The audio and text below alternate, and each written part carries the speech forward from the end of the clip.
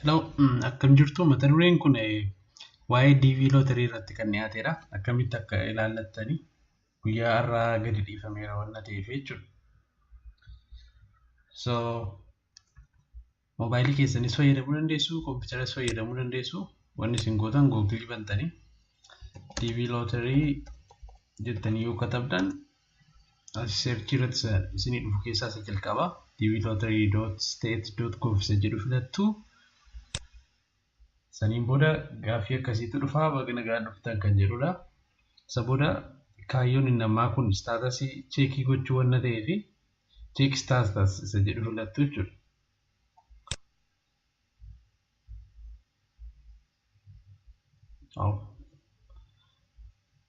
Isa booda sirra deebisee isin gaafata. Continue jettu. Saniin booda informationii gaafa jalqabaa galmooftan guuttan asirratti guuttu jechuudha keessaa warra beezikii ta'an. Inni jalqabaa confirmation numberidha. Inni ta'an last name maqaa akaakayyuu keetii qoodduu keessanii isa booda immoo maqaa kee fi maqaa abbaa kee barreessitaa jechuudha asirratti. Year of birth bara dhalootaa kee isa booda asirraati captcha kun verify gochuudhaa fi akka inni jirutti qubeen kun akka inni mul'atutti kaapitaalizate kaapitaal gootanii barreessitu. Mee fakkeenyaaf saampilii asirratti ni qopheesse isinitti agarsiisu. Fakkeenyaaf namni kun guuteera maqaan isaa Abbabaadha maqaan isaa Kabbadee Daannoodha. So CV godhataniitu waan ta'eef gaafa duraan guuttanii asirraati confirmation number bakka jedhutti dijiitii 16 qabu asirraa kunuunsa kanaa jechuudha. San jala muraa jiru kan asii lakkoofsa na guutuusaa asirratti galchitu jechuudha.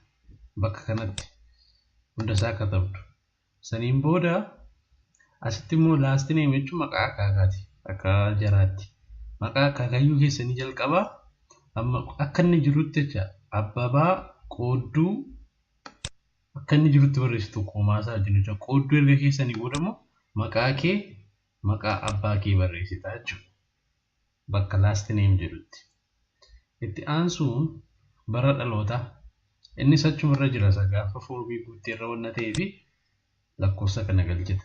Saniin booda dhumarratti asii VUDYEH kun automaatikaalii jijjiiraman yerootti.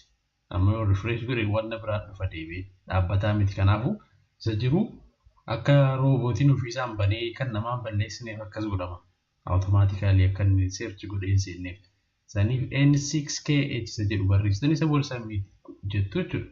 Kanaaf informationii isin barbaachisu information number dijiitii 16 qabu isa booda maqaa akaakaa keetii maqaa kee maqaa abbaa keetii galchita bara dhalootaa. Kanaaf mana interneetii deemtanii qarshii baasuyyuu isin hin gaafatu jechuudha. Successfully taanaan congratulations dhufaa kanaa achi hin taane jechuudha. Galatoomaa carraa gaariinaa. Bye bye.